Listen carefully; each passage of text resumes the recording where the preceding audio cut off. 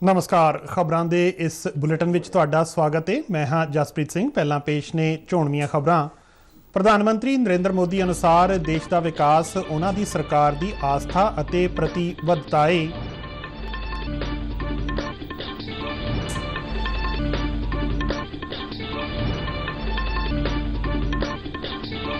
केंद्रीय मंत्री अनुराग सिंह ठाकुर ने कहा है कि मोदी सरकार के 9 वरे पूरे होने के मौके देश विच 15 मई तो 15 जून तक एक महीने लिए चलाई जाएगी जनसंपर्क मुहिम।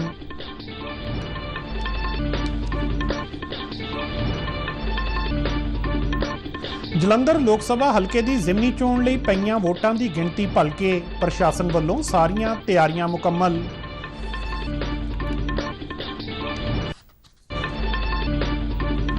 CBSE ने 12वीं ਅਤੇ 10वीं जमात के इम्तिहान के नतीजों का किया ऐलान।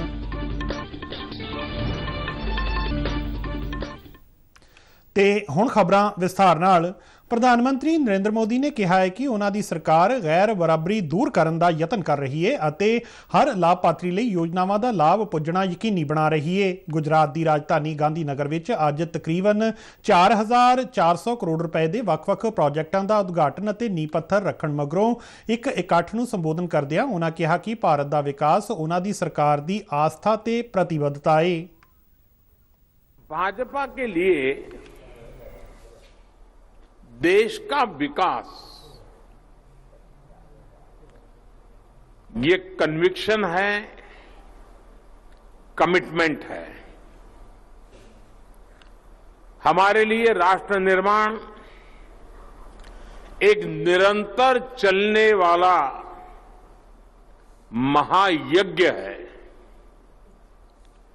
अभी गुजरात में फिर से बीजेपी सरकार बने कुछ ही महीने हुए हैं, लेकिन विकास ने जो रफ्तार पकड़ी है वो देखकर मुझे बहुत ही आनंद आ रहा है, सुखद अनुभूति हो रही है।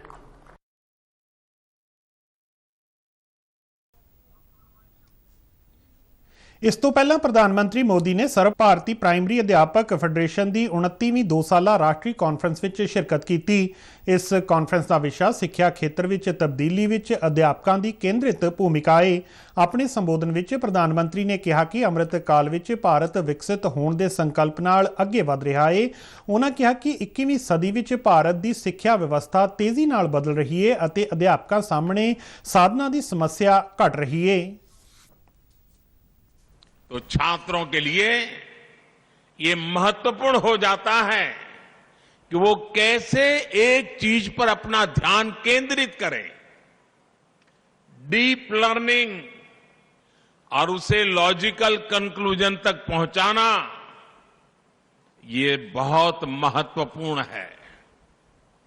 इसलिए आज 21वीं सदी के छात्र के जीवन में टीचर की भूमिका और ज्यादा बृहद हो गई है।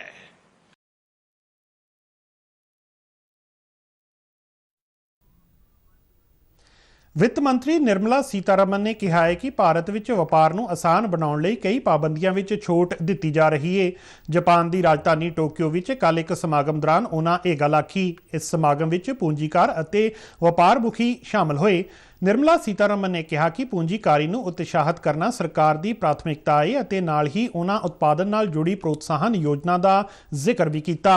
निर्मला सीतारमन ने कहा कि यह योजना 14 खेत्रां विच लागू की गई है अते हुण सैमीकंडक्टर अते सूरजी उपकरणों के खेत्र विच भी इसका विस्तार किया जाएगा।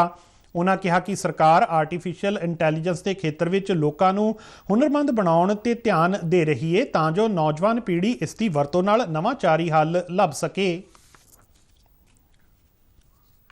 केंद्रीय सूचना ते प्रसारण अते युवा मामले ते खेड मंत्री अनुराग सिंह ठाकुर ने कहा है कि केंद्र विच मोदी सरकार के 9 वरे पूरे होने के मौके ते 15 मई तो 15 जून तक एक महीने लिए देश विच जनसंपर्क मुहिम चलाई जाएगी। इस दौरान सरकार दीयां जन कल्याणकारी नीतियां की जानकारी आम लोगों तक पहुंचाई जाएगी। हिमाचल प्रदेश के कांगड़ा जिले विच राणीताल विखे वर्करां की एक मीटिंग नूं संबोधित करदिआं उन्हां ये जानकारी दित्ती अते कहा कि सेवा समर्पण अते गरीब ਗਰੀਬ ਕਲਿਆਣ ਮੋਦੀ ਸਰਕਾਰ ਦੇ 9 ਵਰਿਆਂ ਦੇ शासन काल ਦੀ पछाण है। मोदी सरकार के 9 वर्षों की पहचान सेवा, समर्पण और गरीब कल्याण, ये तीनों ही काम पिछले 9 वर्षों में पूरी ताकत के साथ, पूरी इच्छा शक्ति के साथ किए गए। और ये इसलिए भी मैं कह रहा हूं क्योंकि जिस सेवा भाव के साथ काम किया वो इसी में ही दिखता है कि जो कांग्रेस तो नारा देती थी गरीबी हटाओ, गरीबी हटाओ, गरीबी हटाओ, गरीबी हटी नहीं, गरीब ज्यादा होते चले गए। लेकिन 9 सालों में मोदी जी की सरकार में 27% गरीब गरीबी रेखा से बाहर निकल कर आए, जो अपने आप ऐतिहासिक काम किया है।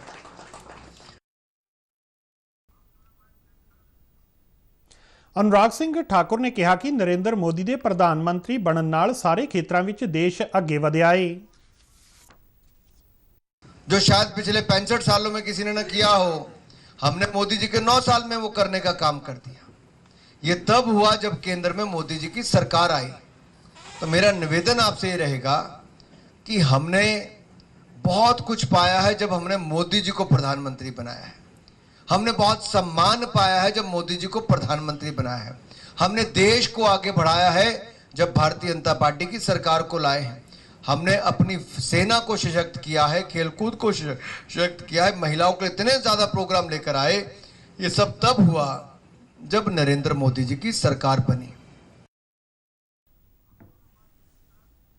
जलंधर लोक सभा हल्के की जिमनी चोण लई बीते 10 मई ਨੂੰ ਹੋਈ ਪੋਲਿੰਗ ਦੀ ਗਿਣਤੀ ਭਲਕੇ 13 ਮਈ ਨੂੰ ਕੀਤੀ ਜਾਵੇਗੀ। ਇਹ ਗਿਣਤੀ ਜਲੰਧਰ ਸ਼ਹਿਰ ਵਿੱਚ ਡਾਇਰੈਕਟਰ ਲੈਂਡਸ ਰਿਕਾਰਡਸ ਅਤੇ ਸਪੋਰਟਸ ਕਾਲਜ ਵਿਖੇ ਬਣਾਏ ਗਏ ਗਿਣਤੀ ਕੇਂਦਰਾਂ ਵਿੱਚ ਕੀਤੀ ਜਾਵੇਗੀ। ਹਲਕੇ ਦੇ ਸਾਰੇ 9 ਅਸੈਂਬਲੀ ਹਲਕਿਆਂ ਲਈ ਵੱਖੋ ਵੱਖਰੇ ਗਿਣਤੀ ਕੇਂਦਰ ਇਹਨਾਂ ਦੋਹਾਂ ਕੇਂਦਰਾਂ ਵਿੱਚ ਹੀ ਬਣਾਏ ਗਏ ਨੇ। ਗਿਣਤੀ ਦਾ ਕੰਮ ਸਵੇਰੇ ਠੀਕ 8 ਵਜੇ ਤੋਂ ਸ਼ੁਰੂ ਹੋਵੇਗਾ। ਸ਼ੁਰੂਆਤੀ ਰੁਝਾਨ ਪਹਿਲੇ 1 ਘੰਟੇ ਵਿੱਚ ਮਿਲਣੇ ਸ਼ੁਰੂ ਹੋ ਜਾਣਗੇ ਅਤੇ ਘੱਟ ਪੋਲਿੰਗ ਹੋਣ ਦੇ ਚਲਦਿਆਂ ਨਤੀਜਾ ਵੀ ਦੁਪਹਿਰ ਤੱਕ ਆਉਣ ਦੀ ਉਮੀਦ ਹੈ। ਚੋਣ ਵਿੱਚ ਮੁੱਖ ਮੁਕਾਬਲਾ ਭਾਰਤੀ ਜਨਤਾ ਪਾਰਟੀ ਦੇ ਇੰਦਰ ਇਕਬਾਲ ਸਿੰਘ ਅਟਵਾਲ, ਆਮ ਆਦਮੀ ਪਾਰਟੀ ਦੇ ਸੁਸ਼ੀਲ ਕੁਮਾਰ ਰਿੰਕੂ, ਕਾਂਗਰਸ ਪਾਰਟੀ ਦੇ ਕਰਮਜੀਤ ਕੌਰ ਚੌਧਰੀ, ਸ਼੍ਰੋਮਣੀ ਅਕਾਲੀ ਦਲ ਤੇ ਬਹੁਜਨ ਸਮਾਜ ਪਾਰਟੀ ਗੱਠਜੋੜ ਦੇ ਡਾਕਟਰ ਸੁਖਵਿੰਦਰ ਸੁੱਕੀ ਅਤੇ ਸ਼੍ਰੋਮਣੀ ਅਕਾਲੀ ਦਲ ਅੰਮ੍ਰਿਤਸਰ ਦੇ ਗੁਰਜੰਟ ਸਿੰਘ ਕੱਟੂ ਵਿਚਾਲੇ ਇਹ। ਗਿਣਤੀ ਕੇਂਦਰਾਂ ਤੇ ਸਿਰਫ ਸਰਕਾਰੀ ਤੌਰ ਤੇ ਅਧਿਕਾਰਤ ਵਿਅਕਤੀਆਂ ਅਤੇ ਮੀਡੀਆ ਕਰਮੀਆਂ ਨੂੰ ਹੀ ਜਾਣ ਦੀ ਇਜਾਜ਼ਤ ਦਿੱਤੀ ਗਈ ਹੈ। ਗਿਣਤੀ ਕੇਂਦਰਾਂ ਦੀ ਨਿਗਰਾਨੀ ਲਈ CCTV ਕੈਮਰੇ ਲਗਾਏ ਗਏ ਨੇ, ਜਿਸ ਦੀ ਰਿਕਾਰਡਿੰਗ ਚੋਣ ਅਧਿਕਾਰੀ ਆਨਲਾਈਨ ਦੇਖ ਸਕਣਗੇ। ਇਸ ਹਲਕੇ ਦੇ 16,21,000 ਤੋਂ ਵੱਧ ਵੋਟਰਾਂ ਵਿੱਚੋਂ 54% ਨੇ ਆਪਣੇ ਵੋਟ ਦੇ ਹੱਕ ਦੀ ਵਰਤੋਂ ਕੀਤੀ ਹੈ। ਸਭ ਤੋਂ ਵੱਧ 58% ਵੋਟਾਂ ਕਰਤਾਰਪੁਰ ਅਸੈਂਬਲੀ ਹਲਕੇ ਵਿੱਚ ਅਤੇ ਸਭ ਤੋਂ ਘੱਟ 48.9% ਜਲੰਧਰ ਸੈਂਟਰਲ ਹਲਕੇ ਵਿੱਚ ਪਈਆਂ ਸਨ। ਪੰਜਾਬ ਪ੍ਰਸ਼ਾਸਨਿਕ ਸੁਧਾਰ ਵਿਭਾਗ DGR ਨੇ ਇੱਕ ਹੋਰ ਵਾਤਾਵਰਣ ਪੱਖੀ ਪਹਿਲ ਕਦਮੀ ਕਰਦਿਆਂ ਸੇਵਾ ਕੇਂਦਰਾਂ ਵਿੱਚ ਸਰਕਾਰੀ ਸੇਵਾਵਾਂ ਲਈ ਅਦਾ ਕੀਤੀ ਜਾਂਦੀ ਫੀਸ ਦੀਆਂ ਰਸੀਦਾਂ ਬਿਨੇਕਾਰਾਂ ਨੂੰ ਹੁਣ ਉਹਨਾਂ ਦੇ ਮੋਬਾਈਲ ਤੇ SMS ਰਾਹੀਂ ਭੇਜਣ ਦਾ ਫੈਸਲਾ ਕੀਤਾ ਹੈ। ਇਸ ਨਾਲ ਨਾ ਸਿਰਫ 1 ਕਰੋੜ 3 ਲੱਖ ਕਾਗਜ਼ਾਂ ਦੀ ਬਚਤ ਹੋਵੇਗੀ, ਬਲਕਿ ਸਰਕਾਰੀ ਖਜ਼ਾਨੇ ਤੋਂ ਸਾਲਾਨਾ ਤਕਰੀਬਨ 80 ਲੱਖ ਰੁਪਏ ਦਾ ਬੋਝ ਵੀ ਘਟੇਗਾ। ਪ੍ਰਸ਼ਾਸਨਿਕ ਸੁਧਾਰ ਤੇ ਜਨ ਸ਼ਿਕਾਇਤ ਨਿਵਾਰਣ ਮੰਤਰੀ ਅਮਨ ਅਰੋੜਾ ਨੇ ਦੱਸਿਆ ਕਿ ਅੱਜ ਤੋਂ ਇਹ ਸੇਵਾ ਸ਼ੁਰੂ ਹੋ ਗਈ ਹੈ। ਕਾਗਜ਼ੀ ਰਸੀਦ ਪ੍ਰਣਾਲੀ ਦੇ ਖਾਤਮੇ ਨਾਲ ਸੇਵਾ ਕੇਂਦਰਾਂ ਵਿੱਚ ਕਾਰਬਨ ਦੀ ਵਰਤੋਂ ਘਟੇਗੀ, ਜਿਹੜੀ ਇੱਕ ਚੰਗੇ ਤੇ ਸਾਫ਼ ਸੁਥਰੇ ਭਵਿੱਖ ਦੀ ਦਿਸ਼ਾ ਵੱਲ ਇੱਕ ਅਹਿਮ ਕਦਮ ਸਾਬਤ ਹੋਵੇਗਾ। ਇਹ ਸਿਸਟਮ DGR ਦੀ ਆਪਣੀ ਸਾਫਟਵੇਅਰ ਟੀਮ ਵੱਲੋਂ ਡਿਜ਼ਾਈਨ ਅਤੇ ਤਿਆਰ ਕੀਤਾ ਗਿਆ ਹੈ। ਭਾਰਤੀ ਰੇਲਵੇ ਨੇ 4 ਸਾਲ ਦੀ ਰੱਖਿਆ ਸੇਵਾ ਪੂਰੀ ਕਰਨ ਵਾਲੇ ਅਗਨੀਵੀਰਾਂ ਨੂੰ ਭਰਤੀ ਵਿੱਚ ਕਈ ਤਰ੍ਹਾਂ ਦੀਆਂ ਛੋਟਾਂ ਦੇਣ ਦਾ ਫੈਸਲਾ ਲਿਆ ਹੈ। ਰੇਲਵੇ ਵਿੱਚ ਅਗਨੀਵੀਰਾਂ ਨੂੰ ਸਿੱਧੀ ਭਰਤੀ ਦੇ ਕੋਟੇ ਦੇ ਮੁਕਾਬਲੇ ਲੈਵਲ 1 ਵਿੱਚ 10% ਅਤੇ ਲੈਵਲ 2 ਅਤੇ ਇਸ ਤੋਂ ਉੱਪਰ ਦੀਆਂ ਨਾਨ ਗਜ਼ਟਡ ਅਸਾਮੀਆਂ ਵਿੱਚ 5% ਦਾ ਰਾਖਵਾਂਕਰਨ ਦੇਣ ਦੀ ਗੱਲ ਕਹੀ ਗਈ ਹੈ। ਅਗਨੀਵੀਰਾਂ ਨੂੰ ਫਿਜ਼ੀਕਲ ਫਿਟਨੈਸ ਤੋਂ ਛੋਟ ਦਿੱਤੀ ਜਾਵੇਗੀ ਅਤੇ ਅਗਨੀਵੀਰਾਂ ਦੇ ਪਹਿਲੇ ਬੈਚ ਲਈ 5 ਸਾਲ ਅਤੇ ਅਗਲੇ ਬੈਚ ਲਈ 3 ਸਾਲ ਦੀ ਛੋਟ ਵੱਖ-ਵੱਖ ਤਬਕਿਆਂ ਲਈ ਨਿਰਧਾਰਤ ਮੌਜੂਦਾ ਉਮਰ ਸੀਮਾ ਤੋਂ ਉੱਪਰ ਅਤੇ ਵੱਧ ਦਿੱਤੀ ਜਾਵੇਗੀ। ਬਾਬਾ ਬੰਦਾ ਸਿੰਘ ਬਹਾਦਰ ਵੱਲੋਂ ਚੱਪੜ ਚਿੜੀ ਦੇ ਮੈਦਾਨ ਵਿੱਚ ਸਰਹੰਦ ਦੇ ਨਵਾਬ ਵਜ਼ੀਰ ਖਾਨ ਨੂੰ ਮਾਰ ਕੇ ਮੁਗਲ ਹਕੂਮਤ ਦੀਆਂ ਜੜ੍ਹਾਂ ਪੁੱਟ ਕੇ ਸਰਹੰਦ ਤੇ ਫਤਿਹ ਕਰਨ ਦੇ ਸਬੰਧ ਵਿੱਚ ਗੁਰਦੁਆਰਾ ਸ੍ਰੀ ਫਤਿਹਗੜ੍ਹ ਸਾਹਿਬ ਵਿਖੇ ਸਰਹੰਦ ਫਤਿਹ ਦਿਵਸ ਸੰਬੰਧੀ ਧਾਰਮਿਕ ਸਮਾਗਮ ਅੱਜ ਸ਼ੁਰੂ ਹੋਏ। ਸ਼੍ਰੋਮਣੀ ਗੁਰਦੁਆਰਾ ਪ੍ਰਬੰਧਕ ਕਮੇਟੀ ਦੀ ਅਗਵਾਈ ਵਿੱਚ ਗੁਰਦੁਆਰਾ ਸਾਹਿਬ ਦੇ ਗ੍ਰੰਥੀ ਨਿਰਮਲ ਸਿੰਘ ਨੇ ਅਰਦਾਸ ਕਰਕੇ ਸ੍ਰੀ ਅਖੰਡ ਪਾਠ ਸਾਹਿਬ ਦੀ ਆਰੰਭਤਾ ਕੀਤੀ। ਇਸ ਦੇ ਨਾਲ ਗੁਰਦੁਆਰਾ ਚੱਪੜ ਚਿੜੀ ਤੋਂ ਚੱਲੇ ਨਗਰ ਕੀਰਤਨ ਦਾ ਫਤਿਹਗੜ੍ਹ ਸਾਹਿਬ ਵਿਖੇ ਸੰਗਤਾਂ ਵੱਲੋਂ ਭਰਵਾਂ ਸਵਾਗਤ ਕੀਤਾ ਜਾਵੇਗਾ। ਇਸ ਦੌਰਾਨ 13 ਮਈ ਦੀ ਸ਼ਾਮ ਨੂੰ ਨਿਹੰਗ ਸਿੰਘਾਂ ਵੱਲੋਂ ਗੱਤਕੇ ਦੇ ਜੌਹਰ ਦਿਖਾਏ ਜਾਣਗੇ ਅਤੇ ਧਾਰਮਿਕ ਕੀਰਤਨ ਦਰਬਾਰ ਸਮਾਗਮਾਂ ਦਾ ਆਯੋਜਨ ਕੀਤਾ ਜਾਵੇਗਾ। 14 ਮਈ ਨੂੰ ਸ੍ਰੀ ਅਖੰਡ ਪਾਠ ਸਾਹਿਬ ਦੇ ਭੋਗ ਮਗਰੋਂ ਇਹਨਾਂ ਸਮਾਗਮਾਂ ਦੀ ਸਮਾਪਤੀ ਹੋਵੇਗੀ। ਇਸ ਦੌਰਾਨ ਬਾਬਾ ਬੰਦਾ ਸਿੰਘ ਬਹਾਦਰ ਦੇ ਸਰਹੰਦ ਫਤਿਹ ਕਰਨ ਦੀ ਯਾਦ ਵਿੱਚ ਹਰ ਸਾਲ ਵਾਂਗ ਮੋਹਾਲੀ ਦੇ ਪਿੰਡ ਚੱਪੜ ਚਿੜੀ ਗੁਰਦੁਆਰੇ ਵਿੱਚ ਸ੍ਰੀ ਅਖੰਡ ਪਾਠ ਸਾਹਿਬ ਦੇ ਭੋਗ ਪਾਏ ਗਏ ਅਤੇ ਢਾਡੀ ਜਥਿਆਂ ਨੇ ਵਾਰਾਂ ਗਾਈਆਂ ਅਤੇ ਬੰਦਾ ਸਿੰਘ ਬਹਾਦਰ ਦੇ ਯਸ਼ ਗੀਤ ਗਾਏ। ਸ਼੍ਰੋਮਣੀ ਗੁਰਦੁਆਰਾ ਪ੍ਰਬੰਧਕ ਕਮੇਟੀ ਦੇ ਪ੍ਰਧਾਨ ਹਰਜਿੰਦਰ ਸਿੰਘ ਧਾਮੀ ਅਤੇ ਸਾਬਕਾ ਪ੍ਰਧਾਨ ਕਿਰਪਾਲ ਸਿੰਘ ਬਡੂੰਗਰ ਤੋਂ ਇਲਾਵਾ ਕਈ ਹੋਰ ਸ਼ਖਸੀਅਤਾਂ ਇਸ ਮੌਕੇ ਮੌਜੂਦ ਰਹੀਆਂ।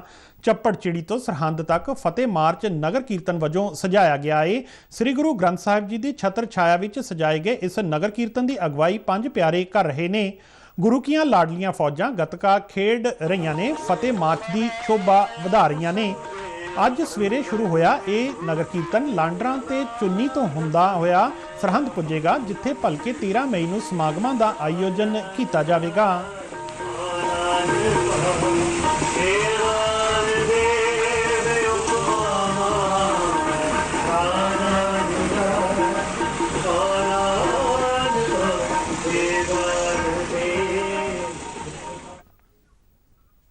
ਬਾਬਾ ਬੰਦਾ ਸਿੰਘ ਬਹਾਦਰ ਨੇ ਸੰਨ 1710 ਵਿੱਚ ਅੱਜ ਦੇ ਹੀ ਦਿਨ ਸੂਬਾ ਸਰਹੰਦ ਵਜ਼ੀਰ ਖਾਨ ਨੂੰ ਜੰਡ ਤੇ ਲਟਕਾ ਕੇ ਫਾਂਸੀ ਦੇਣ ਮਗਰੋਂ ਸਰਹੰਦ ਕੂਚ ਕੀਤਾ ਸੀ।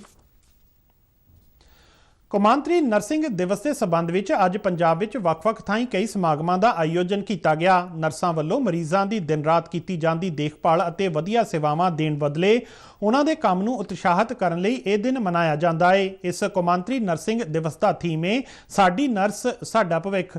ਪਟਿਆਲਾ ਦੇ ਮਾਡਲ ਟਾਊਨ ਵਿਖੇ ਕਮਿਊਨਿਟੀ ਸਿਹਤ ਕੇਂਦਰ ਵਿੱਚ ਇਸ ਮੌਕੇ ਇੱਕ ਸਮਾਗਮ ਦਾ ਆਯੋਜਨ ਕੀਤਾ ਗਿਆ। Civil surgeon doctor Raminder Kaur ਨੇ ਇਸ ਸਮਾਗਮ ਦੌਰਾਨ ਨਰਸਾਂ ਨੂੰ ਪ੍ਰਸ਼ੰਸਾ ਪੱਤਰ ਦੇ ਕੇ ਸਨਮਾਨਿਤ ਕੀਤਾ ਅਤੇ ਨਰਸਿੰਗ ਸੇਵਾ ਦੀ ਸ਼ੁਰੂਆਤ ਕਰਨ ਵਾਲੀ ਨਰਸ ਫਲੋਰੈਂਸ ਨਾਈਟਿੰਗੇਲ ਨੂੰ ਸ਼ਰਧਾ ਦੇ ਫੁੱਲ ਭੇਂਟ ਕੀਤੇ। ਡਾਕਟਰ ਰਮਿੰਦਰ ਕੌਰ ਨੇ ਕਿਹਾ ਕਿ ਮਰੀਜ਼ਾਂ ਨੂੰ ਸਿਹਤਯਾਬ ਕਰਨ ਵਿੱਚ ਨਰਸਾਂ ਦੀ ਬੇਹੱਦ ਅਹਿਮ ਭੂਮਿਕਾ ਤੇ ਯੋਗਦਾਨ ਹੁੰਦਾ ਹੈ। ਇੱਧਰ ਫਤਿਹਗੜ੍ਹ ਸਾਹਿਬ ਦੇ ਸਿਵਲ ਹਸਪਤਾਲ ਵਿੱਚ ਨਰਸਿੰਗ ਦੇ ਸੰਬੰਧੀ ਸਮਾਗਮ ਦਾ ਆਯੋਜਨ civil surgeon doctor Davinderjit Kaur ਦੀ ਪ੍ਰਧਾਨਗੀ ਹੇਠ ਕੀਤਾ ਗਿਆ। ਆਪਣੇ ਸੰਬੋਧਨ ਵਿੱਚ ਉਹਨਾਂ ਕਿਹਾ ਕਿ ਇਹ ਦਿਨ ਸਿਹਤ ਸੰਭਾਲ ਦੇ ਖੇਤਰ ਵਿੱਚ ਸਮੁੱਚੇ ਸਮਾਜ ਲਈ ਨਰਸਾਂ ਦੇ ਨਿਰਸਵਾਰਥ ਸਮਰਪਣ ਤੇ ਯੋਗਦਾਨ ਦਾ ਸਨਮਾਨ ਕਰਦਾ ਹੈ।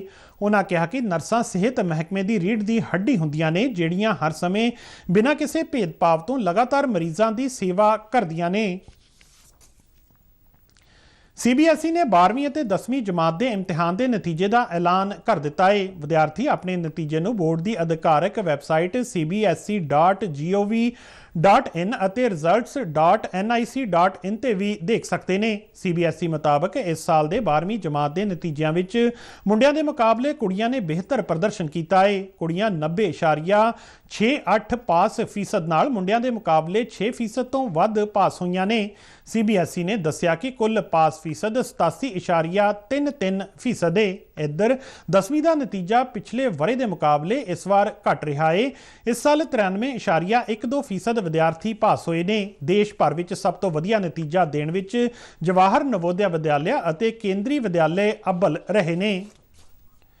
CRPF ਨੇ SAS ਨਗਰ ਦੇ ਸਿਵਲ ਪ੍ਰਸ਼ਾਸਨ ਨਾਲ ਮਿਲ ਕੇ ਜ਼ਿਲ੍ਹੇ ਵਿੱਚ ਰੁੱਖ ਲਗਾਉਣ ਦੀ ਮੁਹਿੰਮ ਸ਼ੁਰੂ ਕੀਤੀ ਹੈ। ਇਸ ਮੁਹਿੰਮ ਤਹਿਤ ਮੌਜੂਦਾ ਸੀਜ਼ਨ ਦੌਰਾਨ ਤਕਰੀਬਨ 13,000 ਬੂਟੇ ਲਗਾਉਣ ਦਾ ਟੀਚਾ ਰੱਖਿਆ ਗਿਆ ਹੈ। CRPF ਦੀ 13ਵੀਂ ਬਟਾਲੀਅਨ ਦੇ ਅਸਿਸਟੈਂਟ ਕਮਾਂਡੈਂਟ ਅਤੇ ਇਸ ਮੁਹਿੰਮ ਦੇ ਨੋਡਲ ਅਫਸਰ ਰਾਧੇ ਸ਼ਾਮ ਨੇ ਦੱਸਿਆ ਕਿ ਫੋਰਸ ਵੱਲੋਂ ਇਹ ਮੁਹਿੰਮ ਕਮਾਂਡੈਂਟ ਹਰਜਿੰਦਰ ਸਿੰਘ ਦੀ ਅਗਵਾਈ ਵਿੱਚ ਮੋਹਾਲੀ ਤੋਂ ਅੱਜ ਸ਼ੁਰੂ ਕੀਤੀ ਗਈ।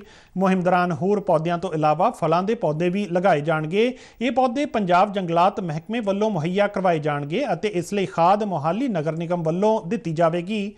ਜ਼ਿਕਰਯੋਗ ਹੈ ਕਿ CRPF ਨੇ ਪਿਛਲੇ ਸਾਲ 10,000 ਤੋਂ ਵੱਧ ਬੂਟੇ ਲਗਾਏ ਸਨ। ਖਬਰਾਂ ਦੇ ਬੁਲੇਟਿਨ ਸਾਡੇ ਦਰਸ਼ਕ RNU DDK ਜਲੰਧਰ ਦੇ YouTube ਚੈਨਲ, Facebook ਪੇਜ ਅਤੇ Twitter ਹੈਂਡਲ ਤੇ ਵੀ ਦੇਖ ਸਕਦੇ ਨੇ। ਤੇ ਬੁਲੇਟਿਨ ਦੇ ਅਖੀਰ ਵਿੱਚ ਚੋਣਵੀਆਂ ਖਬਰਾਂ ਇੱਕ ਵਾਰ ਫਿਰ ਤੋਂ। ਪ੍ਰਧਾਨ ਮੰਤਰੀ ਨਰਿੰਦਰ ਮੋਦੀ ਅਨੁਸਾਰ ਦੇਸ਼ ਦਾ ਵਿਕਾਸ ਉਹਨਾਂ ਦੀ ਸਰਕਾਰ ਦੀ ਆਸਥਾ ਅਤੇ ਪ੍ਰਤੀਬੱਧਤਾ ਹੈ।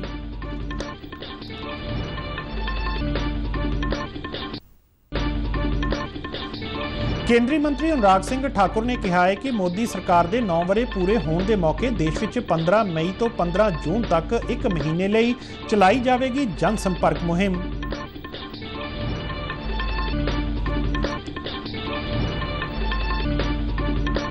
ਜਲੰਧਰ ਲੋਕ ਸਭਾ ਹਲਕੇ ਦੀ ਜ਼ਿਮਨੀ ਚੋਣ ਲਈ ਪਈਆਂ ਵੋਟਾਂ ਦੀ ਗਿਣਤੀ ਭਲਕੇ, ਪ੍ਰਸ਼ਾਸਨ ਵੱਲੋਂ ਸਾਰੀਆਂ ਤਿਆਰੀਆਂ ਮੁਕੰਮਲ। CBSE ਨੇ 12ਵੀਂ ਅਤੇ 10ਵੀਂ ਜਮਾਤ ਦੇ ਇਮਤਿਹਾਨ ਦੇ ਨਤੀਜਿਆਂ ਦਾ ਕੀਤਾ ਐਲਾਨ। ਤੇ ਇਸ ਦੇ ਨਾਲ ਹੀ ਖਬਰਾਂ ਦਾ ਇਹ ਬੁਲੇਟਿਨ ਖਤਮ ਹੁੰਦਾ ਹੈ। ਇਜਾਜ਼ਤ ਦਿਓ, ਨਮਸਕਾਰ।